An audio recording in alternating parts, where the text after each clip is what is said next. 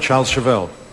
Thank you, Mr Speaker. My question is to the Minister for Energy and Resources and asks, does he stand by his statement that, quote, I have made it clear that the government has no intention of mining high-value conservation land, end quote. The Honourable Jerry Brownlee. Mr Speaker, yes. Charles Chauvel. Thank you, Mr Speaker.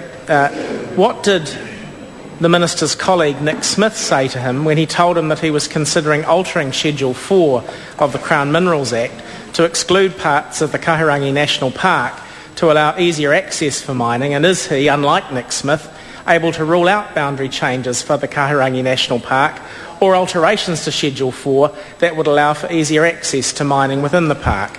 The Honourable Jerry Brownlee. Mr Speaker, the answer to that question will ultimately be made by the people of New Zealand, who will be asked to respond to a discussion document that the government intends to release early next month. Mr Speaker. Chris Ockenvold. Point of order, Mr Speaker. Point of order, Charles Chauvel.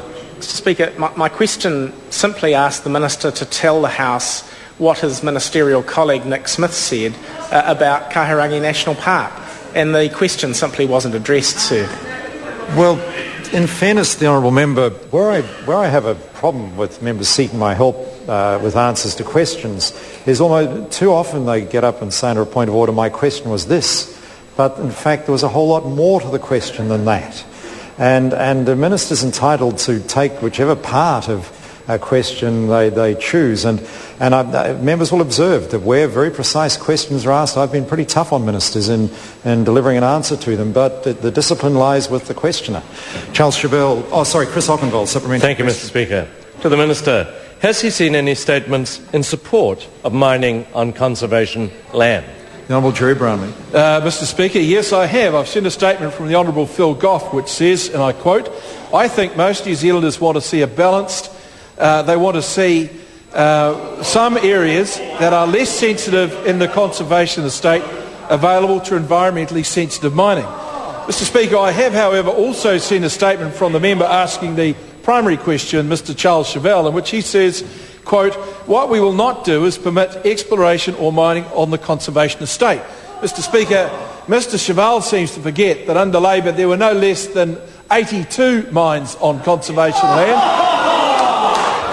And I would suggest that Mr Chauvel makes it clear to the House, is it the Leader of the Opposition who speaks for the party or him? Order. Charles Chauvel. Thank you, Mr Speaker. Order, I've called Charles Chauvel. To the Minister of Energy and Resources, at any time when Cabinet discussed and considered the issue of mining on conservation land, or any other issue relating to mining or access for mining on Crown land, did Murray McCulley or any other minister declare a conflict of interest and excuse himself from the relevant decisions? The Honourable Jerry Brownlee. Mr Speaker, not to my recollection, and what's more though, sir, I don't recall at this stage that there has been that type of discussion when Mr McCulley's been present. David Garrett. Thank you, Mr Speaker. Supplementary to the Minister.